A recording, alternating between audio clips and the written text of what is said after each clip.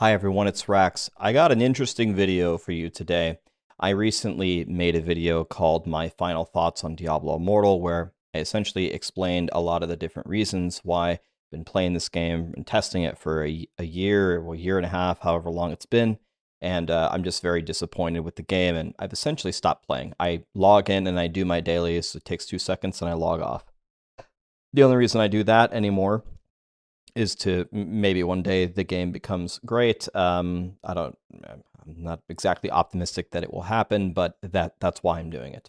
But I got a lot of topics here because Blizzard reached out to me because they saw my video, and probably one of the reasons why they saw it is a content creator, which I'm sure you've heard of, named Asmongold, watched my video and reacted to it, shared it with his community. So, I have a bunch of topics here that I want to go over really quickly. First, I want to start with two thank yous. First of all, I want to thank Asmongold.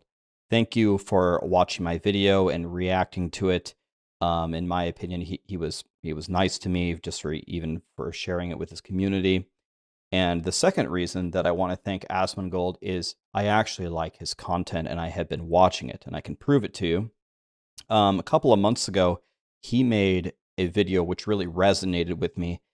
Actually, now I think about it, it makes me cringe to say the word resonate, because the word resonance is just ruined for the rest of my life because of Diablo Immortal. But Asmongold made a video a few months ago about Lost Ark. He said in his video, I should try PoE, I should try Lost Ark. I actually blasted Lost Ark when it came out. I had a super powerful character. I played free to play there as well. And he had this video where he essentially said that Amazon or whoever was releasing it was being very predatory because they released the 1370 tier 3 content. It was the Argos raid way too early, and it was just for the whales, and it was incentivizing the free to play players to spend money to reach 1370. It was not realistic at all for someone to be at that level unless you had prior knowledge. If you had played it in the other regions before and knew exactly what to do. I was Ultima blasting Lost Ark. I knew nothing about the game. I started fresh when it was released, and I was about 1350 as a free-to-play player at the time that this content was released. And the chasm between 1350 and 1370, if you've played the game, is it takes you forever to get those last upgrades. So he made a video essentially saying this was very predatory and that Amazon needed to apologize. I just completely agreed with everything that he had in his video. And then they did that. They apologized like literally the next day, gave us a bunch of events. They gave us the Pokemon races, and they gave us those, what were they called? The special Guardian raids, and it gave you a ton of materials. It gave you the books, and then I got to 1370 instantly and was able to enjoy the content. But he went even further in the video, which is what I was thinking about, like the psychology of the whole thing, which I think is a huge problem in video games nowadays, where he was saying, has anybody taken a moment to actually see the big picture here, where they released a system where the whales could spend money to get ahead, and then they also extracted as much money from the free-to-play players as possible by releasing this 1370 content early. It's just barely pushing people over the edge. You should spend money to get to 1370 so you can do this Argos raid. And then what they do is after they've gotten the money, then they apologize and they give you the events, and then they hope that everyone feels fine. You know, like, here's a treat. Do you feel better now? We're sorry. Do you feel better now? And that whole psychology of it, he brought up, that's also kind of like, it's kind of evil, right? A free-to-play player like me could be very happy, where I say, wow, I'm sad I couldn't do the end game content. Oh, but now I'm happy. They said that they were sorry, and now they boosted me to 1370. I feel good, right? But let's not forget that they extracted essentially the most money possible, or almost all of the money, and then just said they were sorry and hoped that that fixed everything. So I thought like the psychology of it was the important part of the video. And also, I mean, he just got my free-to-play player to 1370 so I could do the raids. So thank you for your content. I think that it really does matter. I think a lot of people listen. If I make a video, it's kind of like a little yelp, and when he makes a video, it's like him standing on a cliff with a megaphone, like the whole world hears it. So thanks for what you put out there. I also want to thank Blizzard, right? Because even if people really don't like Blizzard right now, which I mean, a lot of people are not really too happy with Blizzard right now, they were not obligated to reach out to me. They're not obligated at all. And again, I don't think I'm God's gift to Earth, so I appreciate them reaching out to me. The person who reached out was actually Wyatt Chang, the guy at least leading the game over there. So, and just for the record, I like Wyatt. I've had a chance to speak with him multiple times, pick his brain about some theory crafting of some games. And I do have respect for him. Remember, there's a difference between the developers of a game and the producers that or the executives that pick the economic model. It's not all exactly the same. Okay, so anyway, whatever. Let's get into the video here. Blizzard reached out to me, and we had a conversation about the game, and I'm going to give you my interpretation of it. And one thing that I want to clarify is I'm not going to talk about any solutions that they're going to have to these problems. That's up to them. And, we don't have them present here. So it'll be up to Blizzard how they want to fix things. But I want to talk to you about some of the topics that were brought up. And essentially the thing that I took from it is they agreed with a lot of the things that I said. And they missed the mark, you could say, on certain things. And so to me, that means that for the people that are playing the game, I know there are people that are playing Immortal and liking it. There are free-to-play players who are, don't care about the pay to win, and they say, you want to know what? I got a free game. It's on my phone. I log in. I kill some monsters. I get some legendaries. It's fine. Whatever. For the people that are enjoying the game, I do think that Blizzard having this conversation and admitting that there are some problems here will make the game better going forward when they get around to fixing it. So let's talk about these specific things that went wrong. The first thing is the zone events, right? If you watch my other video, the zone events were a great way to get everything. People are asking, where do I get legendaries? Where do I get yellows? I can't upgrade my gear. When do the zone events spawn? I have no idea. Well, they're busted. They never spawn. No one can ever figure out when they're going on, etc. I think that they may buff these again in the future, and I think that's going to be much better for you, because when you do these zone events, you have a much better way to get items. So that's one thing that gone wrong that I think may have better results going forward. Now we talk about the caps. Did you watch my last video where I said, imagine a world where they didn't cap me? Let's remove them and let's do a thought experiment. What would have happened? Would I have caught the whales? And the answer is absolutely not. And I believe the verbiage that they used is, after thinking about it, they agreed that the caps are redundant, right? They're capping you in all these ways, but really it's not preventing the economic growth of the game, right? So really all it did was prevent people from logging in and having an incentive to play the game. And probably one of the most important topics that was discussed is being a free-to-play player. Now, one thing that they did say, which is true, this is 100% true, if you look at the crafting system for free-to-play players for legendary gems, everyone can agree it's pretty worthless, right? It just doesn't help you. I haven't gained any resonance in like a week. It just doesn't help. But they did try to buff it and make it better than what it was. Now, that's 100% true, because the old system was so bad, it used to cost platinum and you had no chance in hell. Now it doesn't cost platinum and you have a chance. It just takes you way, way too long, right? And I think, again, their sentiment is that they have completely, pretty much missed the mark again. The free-to-play player, the huge Milky Way galaxy difference between a free-to-play player and a whale, it's just too much, man. You can give a free-to-play player a couple legendary crests per week. Let them run a Let them run an Elder Rift and get a couple of things. And is that going to matter in the grand scheme of things? No. Is it going to make them feel better? Yes. At least they're going to get some gems and have some power. At least they're going to get some magic finds. So when they do your zone events, when you buff them and when you uncap them, when they're playing the game, they're actually getting something. You know what I mean? So I think overall, the sentiment is the zone events suck right now. There's too many caps and they're redundant. That's the word that they use. That's a fantastic word for it. It's redundant.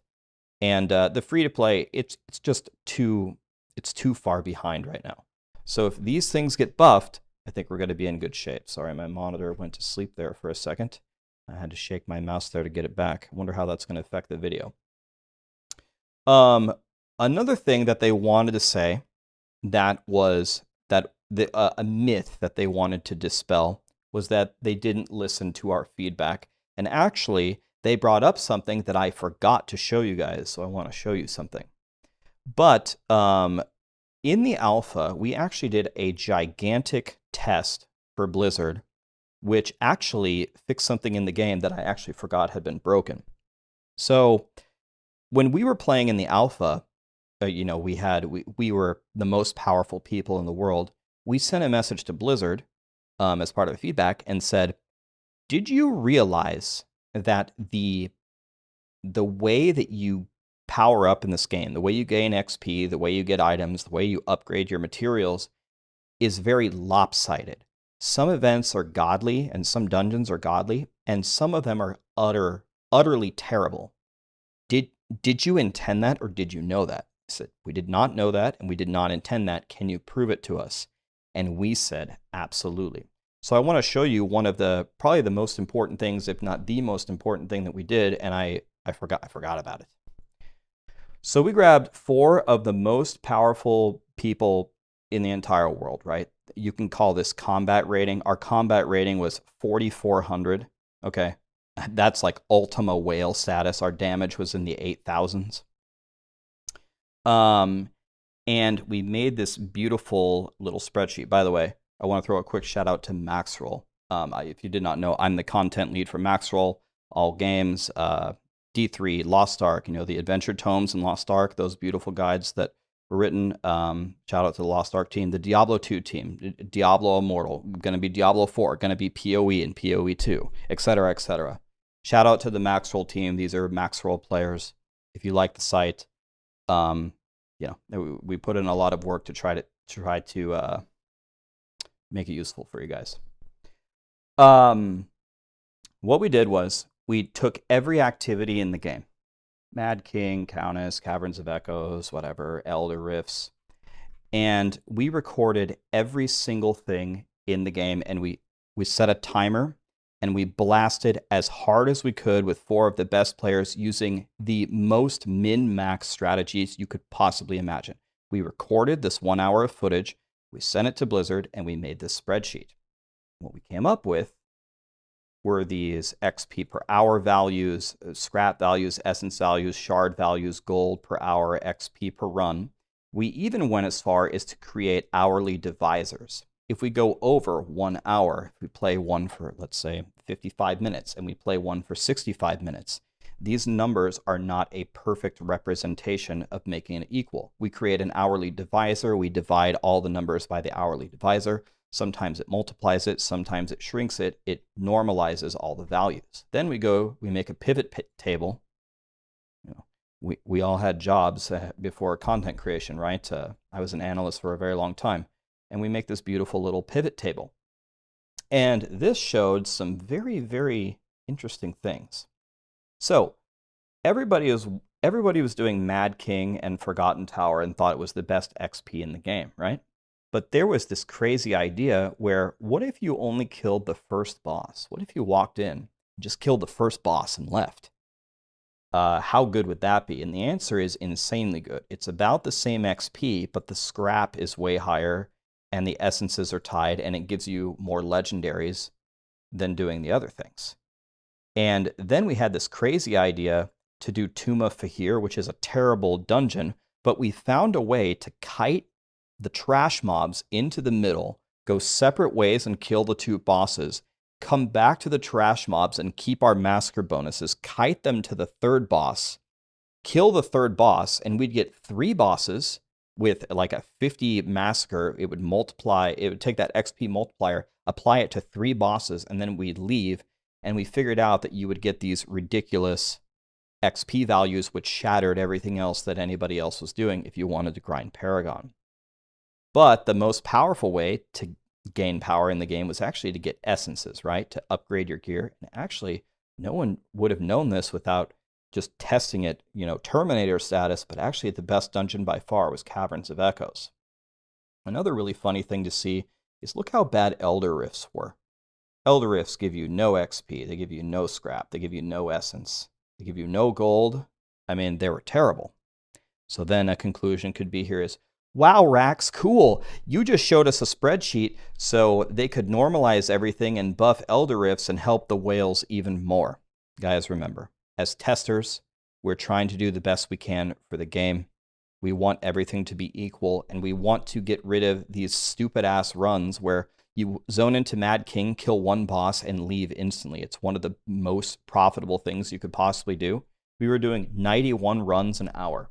Do you know how miserable it is to do that? To zone in, kill, leave, zone in, kill, leave, zone in, kill, leave. It's, you know, it's like doing Pindle runs in Diablo 2, but worse. It's just so many loading screens. By identifying these problems and showing the crazy discrepancies in all the events that you could do in the game, Blizzard normalized this, and it's much more equal now. We started to do some testing again, and it's actually a lot closer. No matter what dungeon you do, you're not going to get screwed on the scrap or the essence or the XP. They brought this up to remind us that, you know, you did this testing for us, and we listened to it, and we used your feedback to balance the game. So they wanted to make it clear that, you know, the content creators do matter, and they do listen, and it's not just all in one ear out the other. All right, so I just wanted to show you guys that spreadsheet. Honestly, to be honest with you, I'm a nerd. I'm a math major. I like this stuff. I like doing this. I like testing. I don't know. It's fun to me. But just to kind of show you in the alpha some of the interesting outliers that we found, right? All right, so let's go back. So let's talk about D4 for a second. They made a comment because I made a comment at the end of my video. I don't know if Blizzard hated me or if they wanted my help on D4, that I would help them. A bunch of people in the comments like, dude, this guy helps them for free forever, and then they release a bad game. This guy wants to help him on D4. This guy is the dumbest person ever. This guy, you know, well, I mean, maybe I am the dumbest person ever, but I still believe D4 can be a good game. I still like Blizzard. I still like the Diablo franchise. And they told me that if we do testing in D4, that they would be happy to have me. And that made me, honestly, that made me very happy. I'll do it again. Maybe I need to write more than 19 pages next time in the document. If you want me for D4, I will test it. I will help you as much as I can, make it a great game. Let me know a time and date. And honestly, I have an open challenge to you, Blizzard. Let me stream it. Let me stream it. I'm going to open up a Word doc. Let chat have their feedback as well. They can give me very good ideas of stuff we should test. Let's test the game. Let's make it good on launch. I guess that's my open challenge to you. So the final thing I want to talk about is what does this all mean? Like, what do I interpret from it? Well, first of all, I appreciate Blizzard reaching out. Again, I'm talking to the devs, and usually I don't have a problem with the devs, right? The devs are really cool. They're building the game. Remember, it's not they don't have any control about the pay to win or minimal control over it, right? This is talking about the actual game. I think them admitting a mistake or multiple mistakes is a very good sign. I think if they do it publicly rather than just messaging me, it's even better. I asked them if they wouldn't mind if I shared the conversation publicly. They said, okay, here it is. If they have their own blog, that would be great too. It's okay to admit that you made a mistake.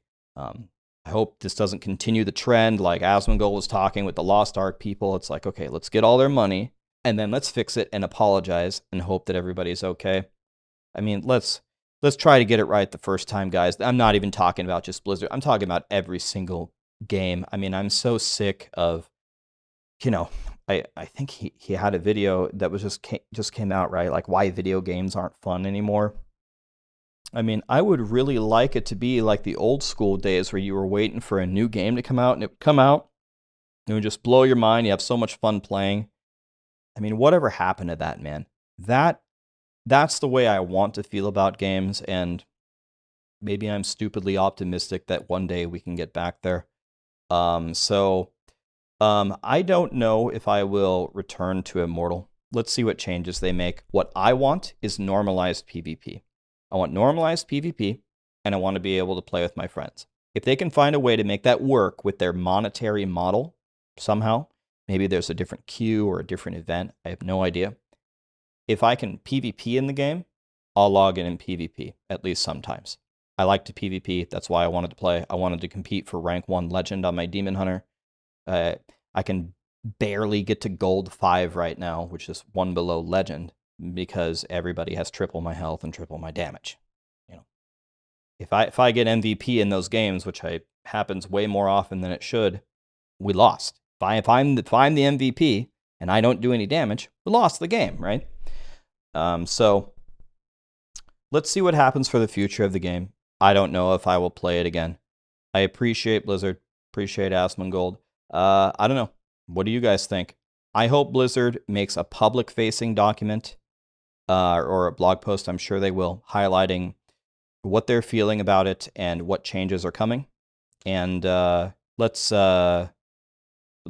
better in D4. Thank you.